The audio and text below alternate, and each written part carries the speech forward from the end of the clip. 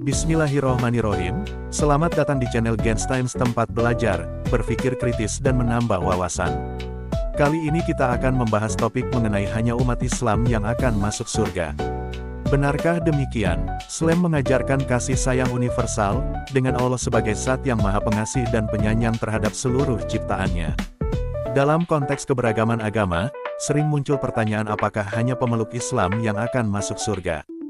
Beberapa umat Islam mungkin dengan mudah memberikan label bahwa pemeluk agama lain pasti masuk neraka.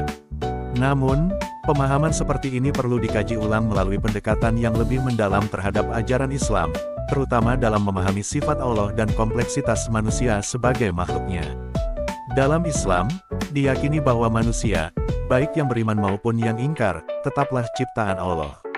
Sebagai Sang Pencipta, Allah memiliki pengetahuan yang sempurna tentang kondisi setiap manusia, termasuk keimanan dan amal mereka.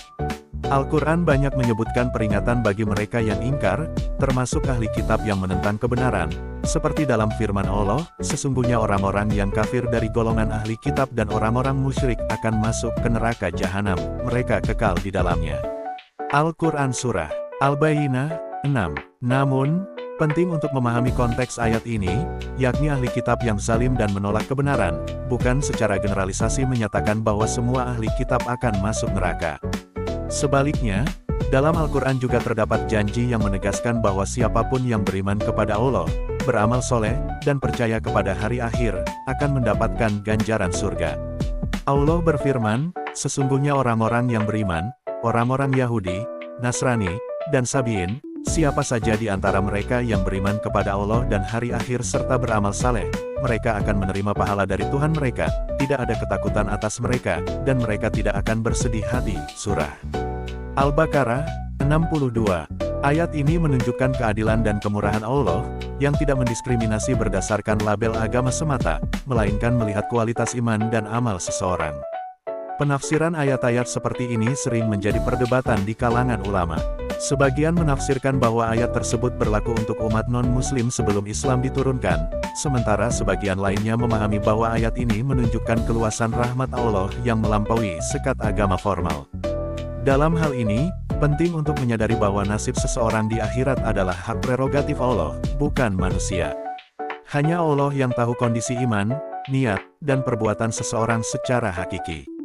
Konteks lain yang perlu diperhatikan adalah bagaimana Islam memandang ahli kitab secara umum. Islam mengakui adanya wahyu yang diturunkan kepada para nabi sebelum Nabi Muhammad seperti Taurat kepada Nabi Musa dan Injil kepada Nabi Isa. Namun, dalam perjalanan waktu, kitab-kitab ini dianggap telah mengalami perubahan oleh tangan manusia. Meski demikian, tidak berarti semua pengikutnya secara otomatis masuk dalam kategori kafir yang terkutuk.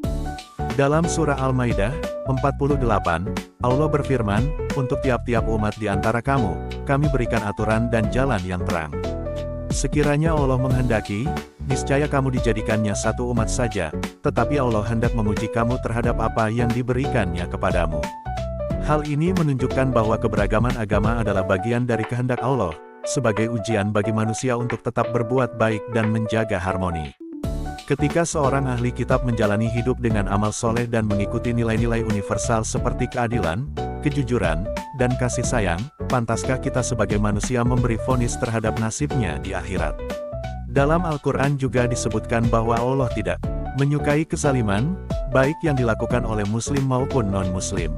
Seorang muslim yang zalim tidak memiliki keistimewaan di sisi Allah dibandingkan non-muslim yang bertindak adil dan beramal soleh. Allah berfirman, sesungguhnya Allah tidak menganiaya seseorang walaupun sebesar zarah, dan jika ada kebajikan sebesar zarah, niscaya Allah akan melipat gandakannya dan memberikan pahala yang besar dari sisinya. Surah An-Nisa 40. Pendekatan yang lebih bijak dalam menilai seseorang adalah melihat perilaku dan amalnya, bukan sekadar identitas agamanya. Agama Islam menekankan pentingnya akhlak mulia, kasih sayang, dan penghormatan terhadap sesama manusia, tanpa memandang latar belakang keyakinan. Nabi Muhammad sendiri menunjukkan contoh toleransi luar biasa terhadap ahli kitab, bahkan menjalin hubungan harmonis dengan mereka dalam banyak kesempatan. Jika seseorang menggunakan agama sebagai dasar untuk menyebarkan kebencian atau merendahkan orang lain, maka ada kesalahan mendasar dalam penerapan ajaran agama tersebut. Agama seharusnya menjadi sumber kedamaian dan rahmat, bukan alat untuk membangun tembok pemisah di antara manusia. Sebagaimana firman Allah, "Wahai manusia, sungguh, kami telah menciptakan kamu dari seorang laki-laki dan seorang perempuan, kemudian kami jadikan kamu berbangsa-bangsa dan bersuku-suku agar kamu saling mengenal. Sungguh, yang paling mulia di antara kamu di sisi Allah ialah orang yang paling bertakwa." Surah Al-Hujurat, 13. Kesimpulannya, Islam mengajarkan keadilan, rahmat, dan kasih sayang universal. Ketika menghadapi perbedaan keyakinan, lebih bijak untuk menyerahkan urusan akhirat kepada Allah, sang pemilik manusia, tanpa vonis berlebihan bahwa pemeluk agama selain Islam pasti masuk neraka. Kita sebagai manusia hanya dapat berusaha menjalani kehidupan dengan kebaikan, keadilan, dan penghormatan terhadap sesama, sesuai dengan nilai-nilai luhur.